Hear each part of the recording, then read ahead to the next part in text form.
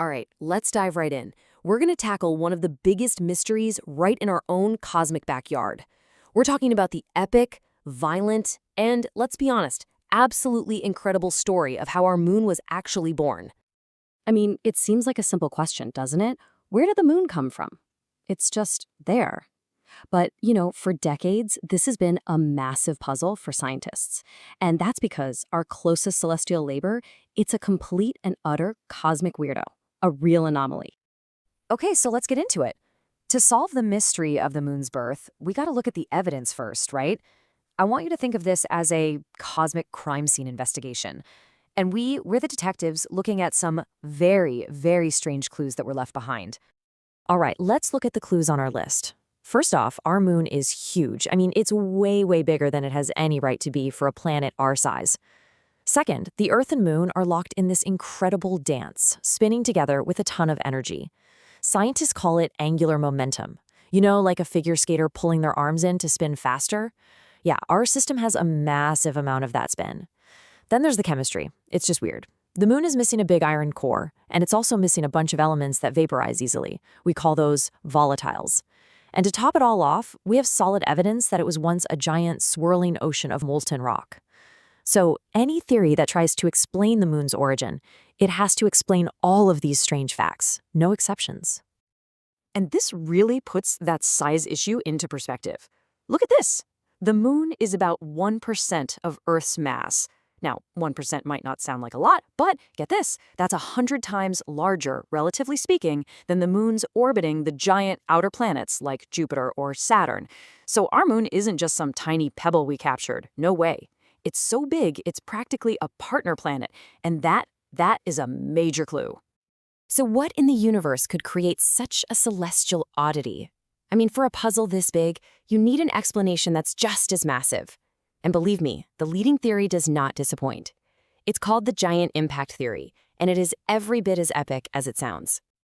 So here's the story. Picture this. We're going back in time about 4.5 billion years. The early solar system is, well, it's a mess. A chaotic shooting gallery. You've got a young, molten proto-Earth just minding its own business orbiting the sun. But it wasn't alone. On a direct collision course was another young planet roughly the size of Mars, and scientists have given this planetary intruder a name, Theia.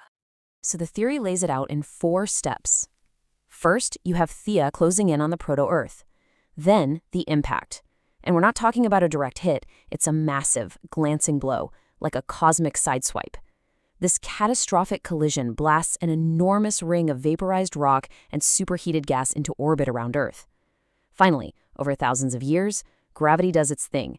It starts pulling all that orbiting debris together, clumping it up until, boom, it forms the moon.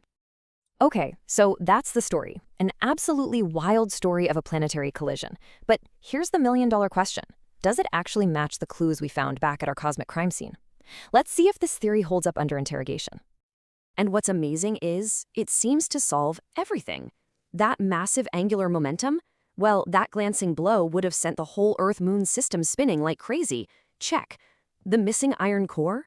The moon formed mostly from the iron core outer layers, the mantles of both planets. Check. That magma ocean? The sheer energy of the impact would have melted everything. Check. And those missing volatile elements? The intense heat would have just vaporized them away. Check. It's like it perfectly checks every single box on our list of clues. And for decades, honestly, this seemed to be case closed.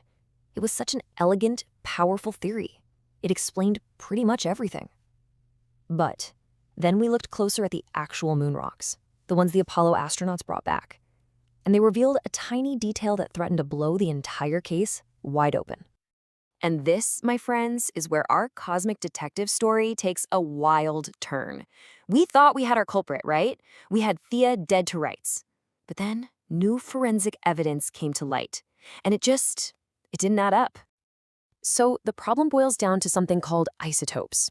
The easiest way to think about them is like a planet's unique DNA, its chemical fingerprint. Every planet, every asteroid that formed in a different part of the solar system has its own unique isotopic signature. A rock from Mars has a different fingerprint than a rock from Earth. So the thinking was, the moon, since it's supposed to be made mostly of Theia, should have Theia's unique fingerprint. But when scientists actually analyzed the Apollo moon rocks, they got a shock. The moon's fingerprint was virtually identical to Earth's. It wasn't a mix of Earth and Theia. It was a twin. And this is why that is such a massive problem. Look, our best computer models, our simulations of this giant impact, they consistently show that the moon should be made mostly from the debris of the intruder, of Theia. We're talking something like 80% Theia, 20% Earth. But the actual evidence, the chemistry from the rocks themselves, tells a completely different story. It points to the moon being a near-perfect chemical copy of Earth. So, if the moon is made of Theia, why does it look exactly like Earth? This question became the single biggest challenge to the giant impact theory. It created what scientists now call the isotopic crisis. How could the moon be the child of Theia, but look for all the world like Earth's identical twin? So where does that leave us? Did we just get the whole thing wrong? Is the case going cold? Well, not exactly. Instead of just throwing the whole theory out the window, scientists are now refining it. They're trying to solve this final, really crucial piece of the puzzle. And they're exploring some pretty mind-bending possibilities to solve this identity crisis. One of the leading ideas is something called the cosmic blender model. This suggests the impact was so unbelievably violent that it didn't just create a debris ring.